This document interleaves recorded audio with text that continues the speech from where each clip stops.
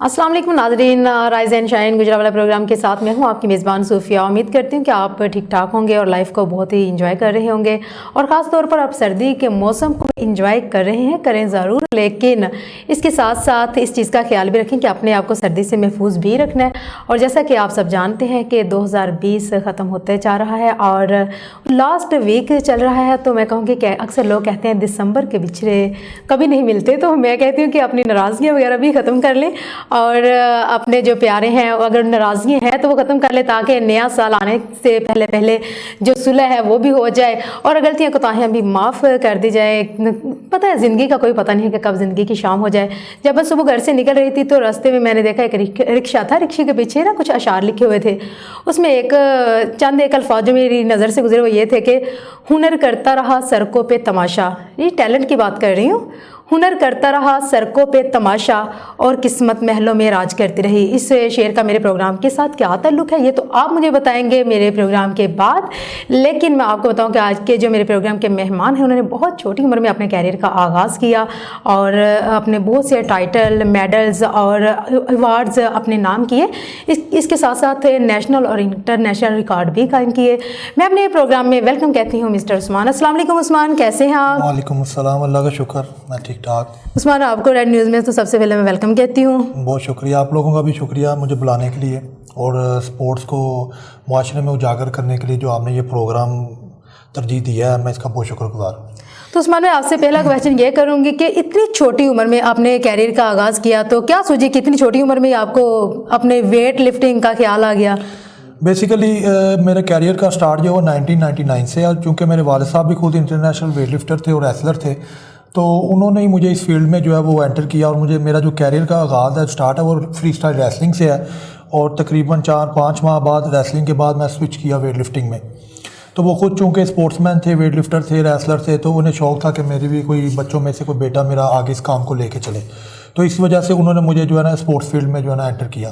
तो अल्हम्दुलिल्लाह आज तकरीबन 20-21 साल गुजर चुके हैं एंड कंटिन्यूसली अभी भी मैं कर रहा हूँ, खेल रहा हूँ।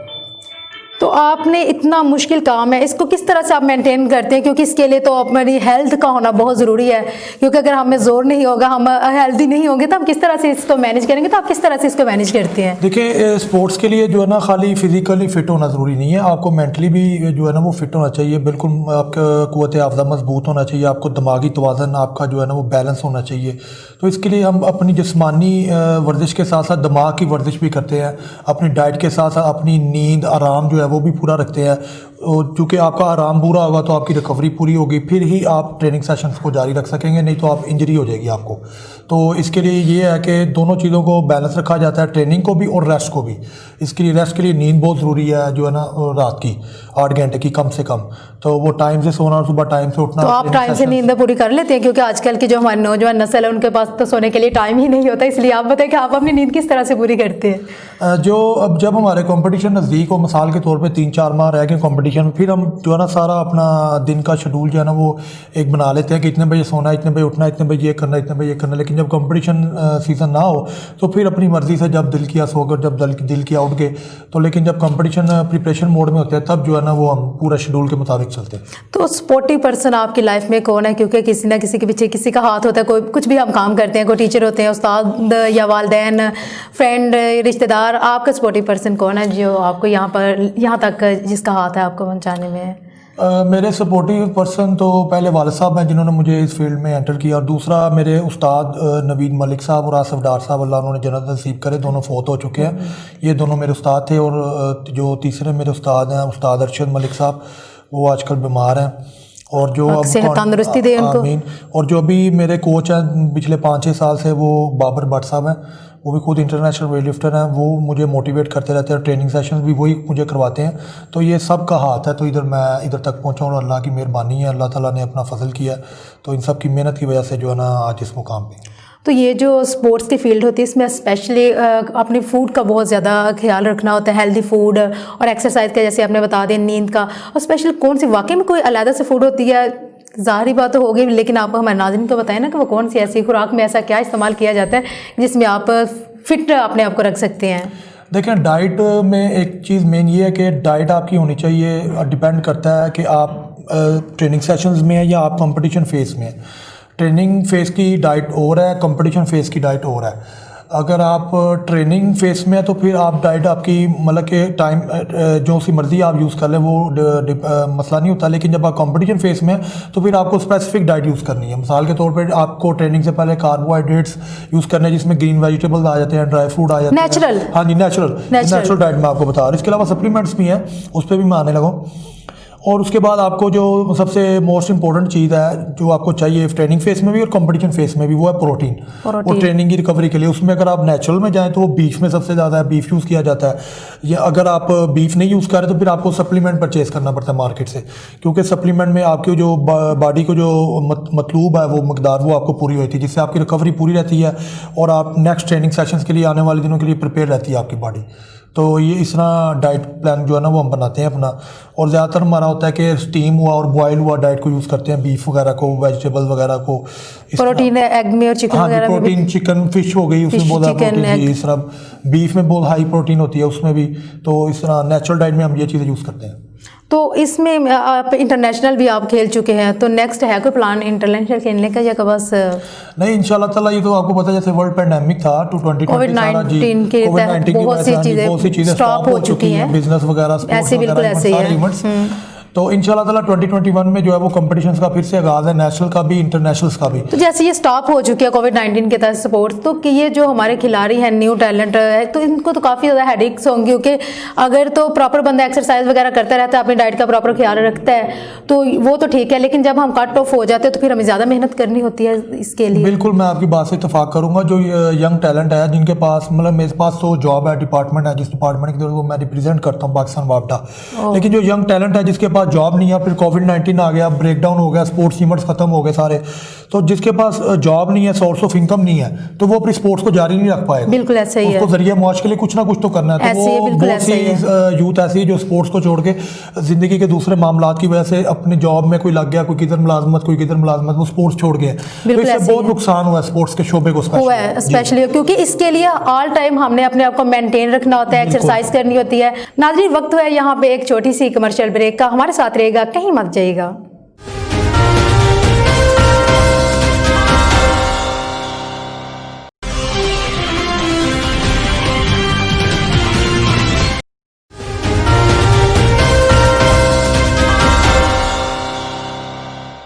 वेलकम बैक नाजरीन, राइज एंड शाइन में दोबारा से आपको मैं खुशामदीद कहती हूँ। हम ब्रेक पे जाने से पहले उस्मान हम बात कर रहे थे कि जो कोविड-19 है इसके जो स्पोर्ट्स पे अफेक्ट हुए और इसकी एक स्पोर्ट बिजनेस पे या जो स्पोर्ट्समैन है उस पर क्या अफेक्ट है। मेरे ख्याल से तो जो स्पोर्ट्समैन है वो ज़्यादा इससे अफेक्ट हुआ। देखिए, वर्ल्ड का तो मुझे पता नहीं है, लेकिन मुझे अपने मुल्क का पता है कि चले हमारे पास तो नौकरी है सरकारी, हम किसी डिपार्टमेंट की तरफ से खेलते हैं, वापडा की तरफ से, चलो हमें तो कुछ आ रहा है। लेकिन जिस यूथ स्पोर्ट्समैन पर्सन के पास जॉब्स नहीं है, बिल्कुल ऐसे तो स्पोर्ट्स इवेंट भी पूरा साल नहीं हुए किसी किस्म के भी, तो जिस बच्चे के पास सोर्स ऑफ इनकम नहीं है तो उसको घर वाले भी कहेंगे जरिया मुआश के लिए कुछ नहीं है, हमारे पास कुछ करो, छोड़ो। क्योंकि जब वो स्पोर्ट्स में होता है, अगर वो एक गेम खेलता है, कम से कम इतना को उसके अर्न हो जाता है कि वो अपने एक्सपेंस अफोर्ड कर लेता है, चाहे वो अपनी फैमिली का सपोर्ट नहीं करता।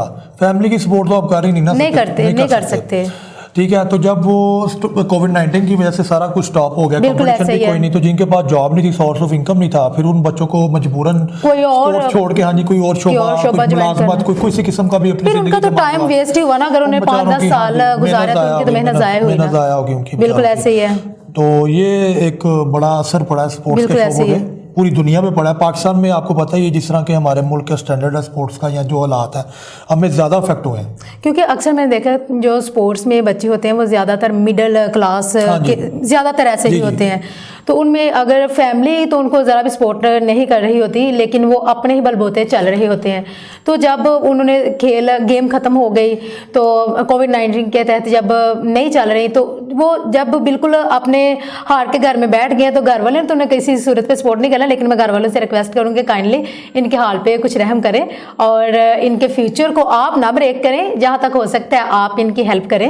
आपका क्या ख्याल है कि फैमिली वही सपोर्ट करेगी अपने बच्चों को जो कर सकती है, जो या तो कर सकती है, या जिसके वालिदैन पहले स्पोर्ट्समैन रहे हैं। बिल्कुल ऐसे है, क्योंकि वो जानते हैं इस जो फील्ड जानते को, हैं जो क्योंकि पेरेंट्स हैं वो जानते हैं, खिलाड़ी की कदर जानते हैं। बिल्कुल ऐसे ही है। वालिदैन स्पोर्ट्स में रहे हैं, वो ही जानते होंगे और वही सपोर्ट करेंगे। बिल्कुल ऐसा ही है। वालिदैन स्पोर्ट्स में नहीं रहे, वो नहीं करेंगे, वो बिल्कुल कहेंगे छोड़ दो भाई, कोई और जरिया। हाँ, हमें इससे क्या मिल रहा है, जिस तरह का हमारा चल रहा है, बिल्कुल वो हमें इस स्पोर्ट से क्या मिल रहा है। जरूरी है आपने यही करना, कुछ और कर लो, शुक्र है अगर ये बंद हो गया तो आप कुछ और क्यों नहीं कर लेते, काम करो। क्योंकि आपने बिल्कुल ठीक बात कही है कि जो खिलाड़ी है, जो एक स्पोर्ट्समैन है, वही दूसरे की कदर जान सकता है।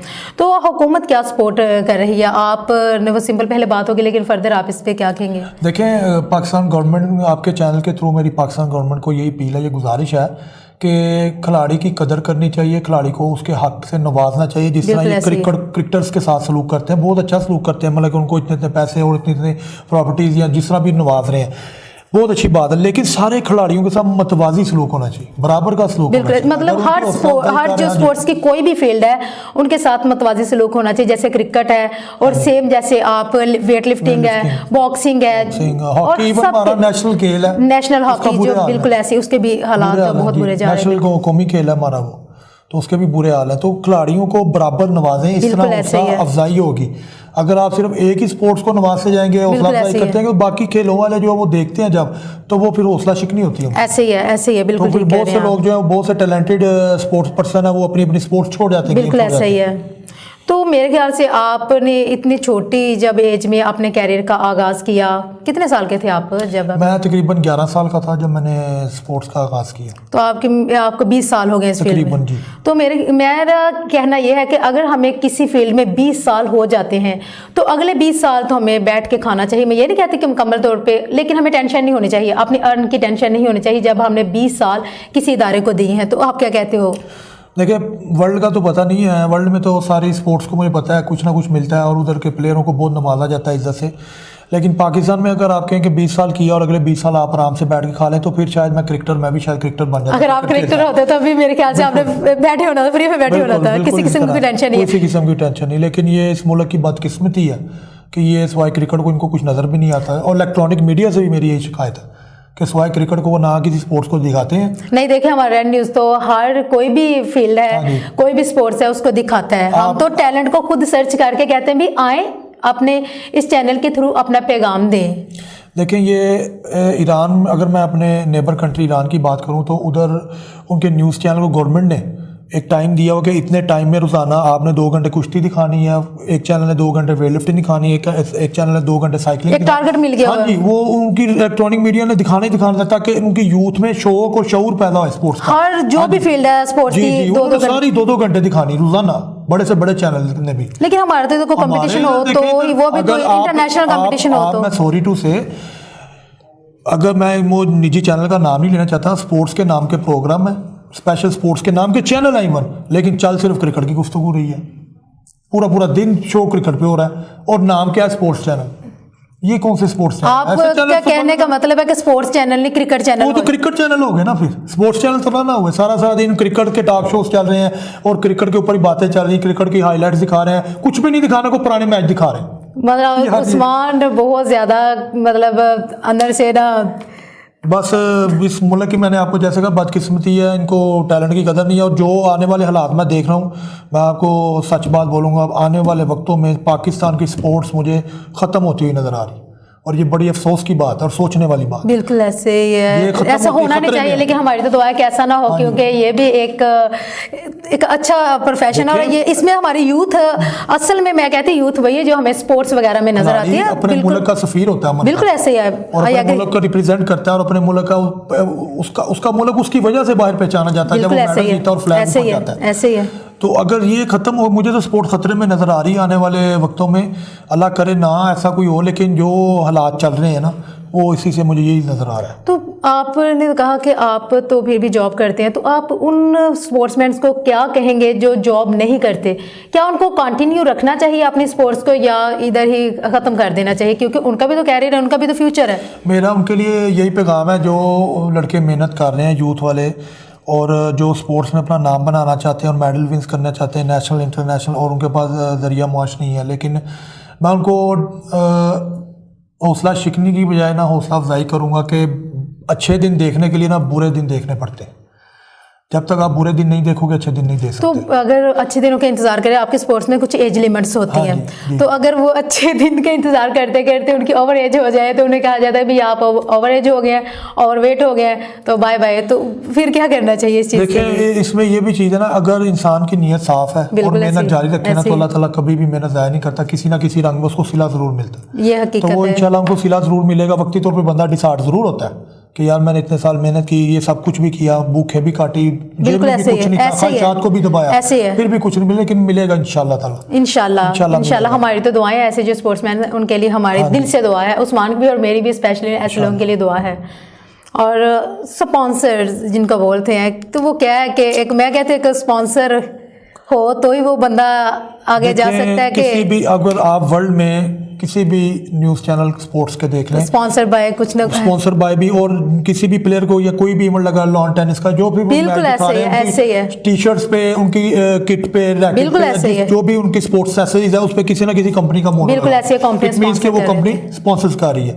इवन को जो टूर्नामेंट हो रहा है उसके भी साइड पे जो बोर्ड लगे होंगे, कोका कोला, बिल्कुल ऐसे। ये कंपनी स्टार्टिंग में सपोर्ट क्यों नहीं करती? जब एक बंदा स्टार बन चुका है उसे स्पॉन्सर कर रहे हैं, जिनको जरूरत है उनको स्पॉन्सर क्यों नहीं किया जाता? वर्ल्ड में ये सब कुछ है, खिलाड़ी चलता ही स्पॉन्सरशिप पे है, बिल्कुल ऐसे ही है। पाकिस्तान में ये नहीं है। पाकिस्तान में सारा कुछ जाके फिर वही मैं बात करूंगा क्रिकेट, क्योंकि जो मीडिया ने दिखाना है, वो जो कंपनीज है उन्होंने भी उस पर लगाना है, क्योंकि मीडिया उसको 24 घंटे दिखा रहा है, उनकी भी मशहूरी होती है। लेकिन उस्मान आप ये बात कर रहे हैं बार बार मीडिया दिखा रहा है, यकीन करें हमारा मीडिया जिधर आप बैठे हुए हैं, आप किसी भी फील्ड का बंदा आप बोलें, स्पोर्ट्स से रिलेटेड कोई भी स्पोर्ट्स है, हम इक्वल ही उसको लेके चलते हैं। अगर आपके पास ऐसे हैं, आप समझते हैं कि ऐसे लोग हैं जो बहुत अच्छा खेलते हैं लेकिन उनको कोई प्लेटफॉर्म नहीं मिल रहा, तो आप हमारे इधर लेके आए, हम उनका प्रोग्राम करेंगे, हम उनका जो वो पैगाम देना चाहते हैं, हुकूमत तक पहुंचाना चाहते हैं, आवाम तक पहुंचाना चाहते हैं, हम जरूर पहुंचाएंगे। अब हम जाते हैं एक छोटी सी कमर्शियल ब्रेक के बाद हम वापस आएंगे। कहीं मत जाइएगा, हमारे साथ रहिएगा।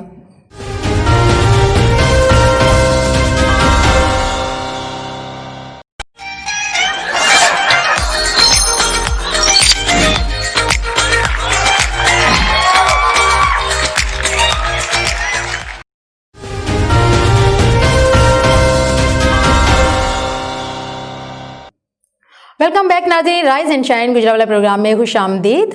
और ब्रेक से पहले जैसे हम बात कर रहे थे कि जब कोविड-19 आया तो बहुत से लोग हैं वो कंटिन्यू नहीं रख सके अपनी फील्ड को, तो उन्होंने स्टॉप करके किसी और फील्ड का रुख कर लिया।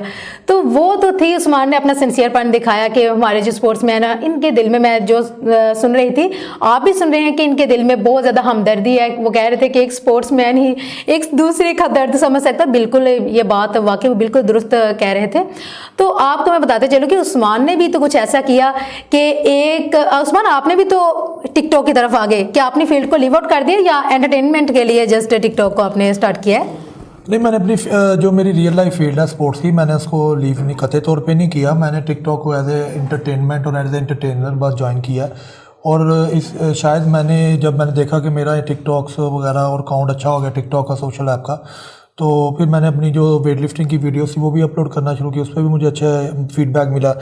लेकिन मुझे ये था कि शायद किसी कंपनी वगैरह से स्पॉन्सरशिप की आ जाए। अगर वैसे सारी ज़िंदगी करके नहीं आई तो शायद इस ऐप के थ्रू कोई देखते। बिल्कुल, आपने एज ए इस तरह इसको लिया कि जब आप फेम होते हैं तो स्पॉन्सर को इस तरह का अच्छा स्पॉन्सर आ जाए। लेकिन बदकिस्मती से अभी तक तो कोई भी नहीं आया। लेकिन आप खुद ही कह रहे थे कि अगर हम कुछ ना कुछ करते रहते, मेहनत करते, तो अल्लाह ताला की ज़ात हमें उसका सिला ज़रूर देती है। तो इंशाल्लाह उम्मीद है कि अल्लाह ताला बिल्कुल ऐसा होगा कि आपको वाली बात भी है ना कि टाइम पर आ जाए तो बेहतर है। बिल्कुल ठीक है, ऐसे है, गुजरने के बाद तो बिल्कुल ऐसा ही है, क्योंकि वो स्पोर्ट्समैन की वाकई एक एज लिमिट उन्होंने बताई होती है कि यहाँ इस एज तक आप खेल सकते हैं। तो वो ही है कि आप मजीद कितने साल खेल सकते हैं ये स्पोर्ट? मैं मजीद तो अगर आप वर्ल्ड स्टैंडर्ड देखें तो मैं एक्सपायर चल रहा हूँ। देखा, मैं बिल्कुल आज बात कह रही थी ना कि एज लिमिट का फैक्ट्स आना शुरू हो जाते हैं। तो पाकिस्तान में ये है कि बंदा 37-38 तक भी चला जाता है, 38 ईयर्स तक। लेकिन मेरा इरादा है कि और तकरीबन चंद साल के बाद जो है रिटायरमेंट, लेकिन साथ अफसोस के साथ। बिल्कुल ऐसा ही है। मुझे आपको प्रोग्राम में बुलाने का मकसद भी यही था कि 20 साल आप गुजार चुके, ज़्यादा से ज़्यादा और आप कितना टाइम इस फील्ड में गुजारेंगे, लेकिन जिस हिसाब से होना चाहिए था वैसा नहीं है। वैसा नहीं हुआ, बिल्कुल ऐसा ही है। और ये मेरा नहीं ख्याल कि आगे आने वाले वक्त में भी निज़ाम बदले। भी आने वाले वक्त में उस्मान बहुत सैड हो रहा है। आने वाले वक्त में उस्मान बहुत एक अच्छा टिकटॉकर और 1.5 मिलियन से अबव फॉलोअर्स। लेकिन देखें, जो मेरी असल पहचान है उससे बिल्कुल कोई ऐसे ना ही, जाना। बिल्कुल 20 ऐसे साल ही। की असल पहचान से कोई ना जान पाया और 1 साल में टिकटॉक से सारे जान रहे हैं। बिल्कुल ठीक इस है। चीज़ का अफसोस है ना। बिल्कुल क्योंकि ऐसा ही है। ये- I understand। हाँ जी, हमारी जो गवर्नमेंट है, जो हमारा मीडिया है, इलेक्ट्रॉनिक मीडिया, उसने इस चीज़ को उजागर ही नहीं किया वहाँ में। क्योंकि अगर जब तक आप स्पोर्ट्स को दिखाएंगे नहीं, यूथ को किस तरह पता चलेगा कि वेट लिफ्टिंग भी कोई स्पोर्ट्स है पाकिस्तान में हो रही है, या ये फलां बंदा भी वेट लिफ्टर है। बिल्कुल, आप जैसे मीडिया की बात कर रहे हैं, हमारा जो इधर का चैनल बनाने का मकसद ही यही था कि हम अपने नए टैलेंट को, जिस तरह उस्मान डिसार्ट होकर बैठा हुआ है, ऐसा दूसरे जो लोग हैं वो ऐसा ना हो। जो लोग भी मेरी आवाज़ सुन रहे हैं, जहाँ हम दोनों का प्रोग्राम में देख रहे हैं, उनसे मैं ये एक ही बात कहूँगी कि अगर वो अपने आप को शॉर्ट करवाना चाहते हैं, उनमें कोई टैलेंट है, हुनर है, तो इधर आके उस्मान की जगह आके बैठ के अपने आप को दिखा सकते हैं कि उनमें कुछ है।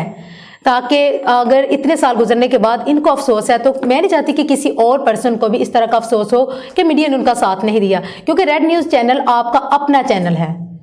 दूसरा, मैं इस चैनल से एक बात और करना चाहूँगा कि इस मुल्क में जो बंदा सच बोलता है ना, बिल्कुल ऐसा ही है। वो ख़त्म हो जाता है। सच नहीं बोल सकते, तो इसलिए खुल के बात नहीं कर सकता सारी, क्योंकि सच बोलूँगा तो बहुत मामला जो है ना बिगड़ जाएंगे। लिहाजा मैंने जो अपना पैगाम देना था, जो बात करनी थी, वो मैंने कह दी है। और आने वाली यूथ को मेरी बेस्ट ऑफ विशेज़ हैं। अपनी मेहनत को जारी रखें, स्पोर्ट्स को जारी रखें, इंशाल्लाह अल्लाह बेहतर करेगा।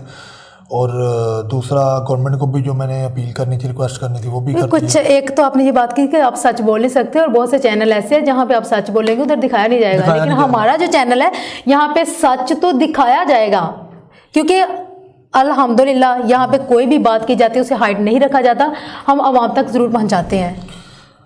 देखें, ये आपका चैनल है, मेरा ख्याल है गुजरांवाला में एक और निजी चैनल है, वो स्पोर्ट्स के लिए बहुत काम कर रहा है। दूसरा, आपने मुझे कॉल की है स्पेशल इस प्रोग्राम के बिल्कुल लिए, ऐसा ही है। मैं आपका बहुत मशकूर हूँ। और उस्मान, मैं आपको ये भी कह रही हूँ कि आपके अलावा भी कुछ स्पोर्ट्समैन हैं जो चाहते हैं कि उनको नहीं कवरेज मिल रही, वो इधर आए, हम उनको कवरेज देंगे इंशाल्लाह। ठीक है, ज़रूर। ये सबका अपना चैनल है, कोई बंदा किसी भी फील्ड का है, ये मुश्तरका चैनल है सबका, ये ना मेरा चैनल है किसी का, ये सबका, जो भी देखने वाले सुनने वाले, ये सबका अपना चैनल है। इसको अपना चैनल समझ के यहाँ पे आए और अपने दिल की आवाज़, अपना पैगाम है वो आवाम तक पहुँचाए, हुकूमत तक पहुँचाए।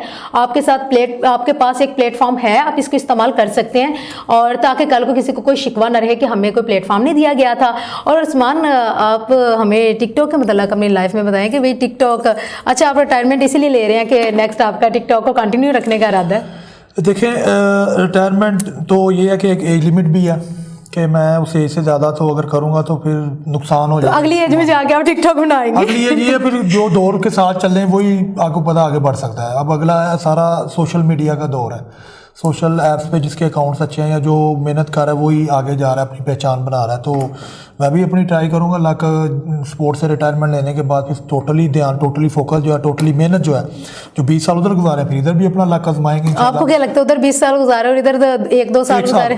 1 साल तो क्या, इधर 1 साल, 1 साल तो क्या फ़र्क लगा 20 साल और 1 साल में? ज़मीन और आसमान से भी ज़्यादा फ़र्क है। लोग ज़मीन और आसमान की मिसाल देते हैं फ़र्क की, मैं ज़मीन और आसमान से भी ज़्यादा कह रहा हूँ। यकीन करें कि 20 सालों में कोई शख्स नहीं जान सका और 1 साल में पूरा पाकिस्तान जान रहा है कि ये जिधर से गुजरते हैं, जिधर खड़े हो जाइए, वो है, ये वो है, ये वो है।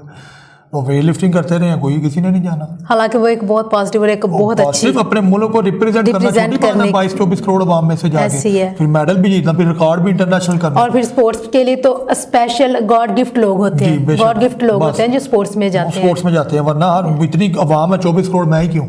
बिल्कुल तो अल्लाह का फजल है। बिल्कुल ऐसे ही है, ऐसे ही है। अल्लाह ने मुझे चुना और फिर मैंने पाकिस्तान के लिए खेला और पाकिस्तान को रिप्रेजेंट किया। तो ये बस यही है कि इसको रिटायरमेंट के बाद फिर टोटली जो है वो सोशल मीडिया में अपनी मेहनत करेंगे। मतलब ये टिकटॉक पे अपनी अगली मेहनत टिकटॉक पे कर रहे हैं। बिल्कुल। तो आप अपने टिकटॉकर्स से उनको क्या पैगाम देंगे, और अपने वेट लिफ्टिंग के लिहाज से उनको तो अपने अपना पैगाम दे दिया कि उनको अपना दिल छोटा करने की ज़रूरत नहीं है, वो मेहनत करते रहे, अल्लाह ताला उनको उनकी मेहनत का सिला ज़रूर देगा। लेकिन जो आपके न्यू टिकटॉकर्स फैन हैं उनके लिए आप क्या पैगाम देंगे, क्योंकि आप ऑलरेडी 2 फील्ड ज्वाइन कर चुके हैं? देखिए, जो लोग मुझे टिकटॉक पे देखते हैं या पसंद करते हैं, लाइक करते हैं मेरी वीडियोस को, सबसे पहले तो मैं उनका शुक्रिया बिल्कुल ऐसे ही कि उनका बहुत बहुत शुक्रिया, उन्हीं की वजह से मेरी वीडियोस, क्योंकि वो स्पॉन्सर है, वो आपके स्पॉन्सर है। बिल्कुल ऐसे फैमिली टाइप ही होते हैं, लोग आपको लाइक करते हैं, आपको सपोर्ट करते हैं, ऐसे ही कमेंट्स में आपकी हौसला अफजाई करते हैं कि भाई अच्छी वीडियो, अच्छी और बनाओ, ऐसी बनाओ। और दूसरा ये कि जो टिकटॉकर्स के लिए पैगाम है, जो लोग वल्गर कंटेंट्स कर रहे बिल्कुल ऐसे ही हैं है। वो वल्गर कंटेंट्स ना करें, मतलब कि इससे एक माशरे में गलत तासुब जाता है हमारा बिल्कुल यूथ ऐसे को। है। तो बस यही पैगाम है कि जो अपना काम कर रहा है अच्छे तरीके से करें, दैट्स ऑल। नाज़रीन, आज का जो हमारा प्रोग्राम था आपने देखा, आपने सुना, आपने उस्मान की जो गुफ्तगू थी वो भी सुनी, और आपने एज अ टिकटॉकर तो उस्मान को आप सब जानते ही होंगे, लेकिन आपको पता चल गया होगा कि उस्मान इस स्पोर्ट्स का एक पर्सन है जिसने 20 साल इस फील्ड में गुजारे, और गुजारने के बाद वो बहुत डिमोटिवेट नज़र आ रहा था, और मुझे इस चीज़ का डीपली दुख भी हुआ, लेकिन इस चीज़ की खुशी हुई कि उन्होंने कहा कि अगर हम किसी भी फील्ड में मेहनत करते कहीं ना कहीं हमें उसका सिला मिल जाता है। अगर उन्हें उधर से सिला नहीं मिला तो दूसरी तरफ तो अल्लाह ताला की पाक ज़ात ने उन्हें सिला दे दिया। इसके साथ ही मैं अपने प्रोग्राम का अख्ताम करती हूँ, और अपनी दुआ में याद रखिएगा। अल्लाह हाफ़िज़।